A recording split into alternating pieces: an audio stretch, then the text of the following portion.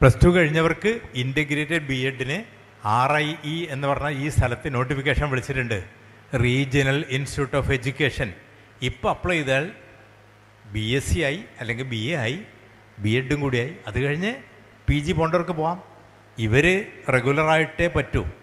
ഹ്യൂമാനിറ്റീസുകാരന് അത് ഡിസ്റ്റൻസായിട്ടും പറ്റും.